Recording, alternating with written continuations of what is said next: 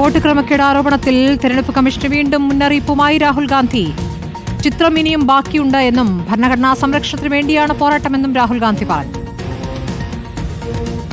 सिर्फ एक सीट नहीं है, बहुत सारी सीट. ये नेशनल लेवल पे किया जा रहा है, सिस्टमैटिकली किया जा रहा है. इलेक्शन कमीशन जानता है, हम जानते हैं. पहले सबूत नहीं था, अब क्लियरली सबूत है और हम कॉन्स्टिट्यूशन की रक्षा कर रहे हैं. One man one vote constitution का फाउंडेशन है. इलेक्शन कमीशन की ड्यूटी है कि वो one man one vote enforce करे और उन्होंने नहीं किया है. उन्होंने अपनी ड्यूटी नहीं की. तो हम सिर्फ कॉन्स्टिट्यूशन को प्रोटेक्ट कर रहे हैं, उसकी रक्षा करने, संविधान की रक्षा करने, और हम करते रहेंगे, हम रुकेंगे नहीं. സുനിൽ വിവരങ്ങളുമായി. സുനിൽ, നിർത്തില്ല ഉടനെ എന്നുള്ള സൂചനകളാണ് ഇപ്പോൾ രാഹുൽ ഗാന്ധി നൽകുന്നത്. അടുത്ത നടപടി എന്താണ്?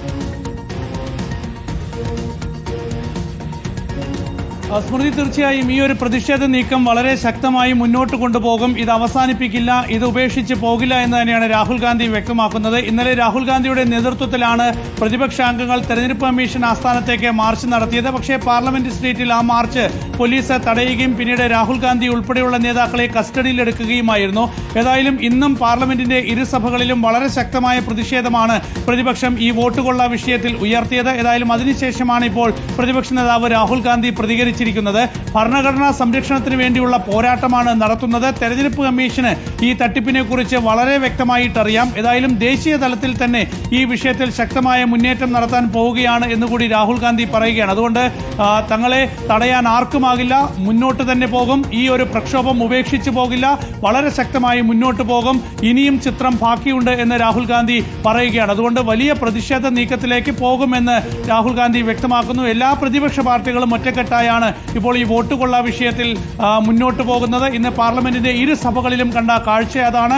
പാർലമെന്റ് കവാടത്തിലാണെങ്കിൽ ബീഹാർ വോട്ടർ പട്ടികയിലെ 124 വയസ്സുള്ള മിന്ദാ ദേവി എന്ന വോട്ടർ ബീഹാർ വോട്ടർ പട്ടികയിൽ ഉണ്ടായിരുന്നു. അപ്പോൾ ആ മിന്ദാ ദേവി എന്ന പേരെഴുതിയ ടീഷർട്ട് ധരിച്ചായിരുന്നു ഇന്ന് പാർലമെന്റ് കവാടത്തിൽ പ്രിയങ്ക ഗാന്ധി ഉൾപ്പെടെയുള്ള കോൺഗ്രസ് നേതാക്കളൊക്കെ തന്നെ പ്രതിഷേധ രംഗത്തേക്ക് ഇറങ്ങിയത്. അങ്ങനെ ഈ വോട്ടർ പട്ടികയിലെ ക്രമക്കേട് എങ്ങനെയൊക്കെ രാഷ്ട്രീയമായി ഉയർത്താൻ കഴിയുമോ അത്തരത്തിൽ വളരെ കൃത്യമായി തന്നെ ഈ വിഷയത്തിൽ വലിയ രാഷ്ട്രീയ നീക്കം പ്രതിപക്ഷം നടത്തുകയാണ്. അതിന്റെ വ്യക്തമായ സൂചന തന്നെയാണ് രാഹുൽ ഗാന്ധിയുടെ ഈ വാക്കുകളിലും ഉള്ളത്. തീർച്ചയായും തെളിവുകൾ മുന്നിലുള്ളതിന്റെ വലിയ ആത്മവിശ്വാസത്തിലാണ് പ്രതിപക്ഷം. ഇനിയും കാര്യങ്ങൾ ചെയ്യാനുണ്ട് എന്നുള്ള സൂചനയാണ് രാഹുൽ ഗാന്ധി നൽകുന്നത്.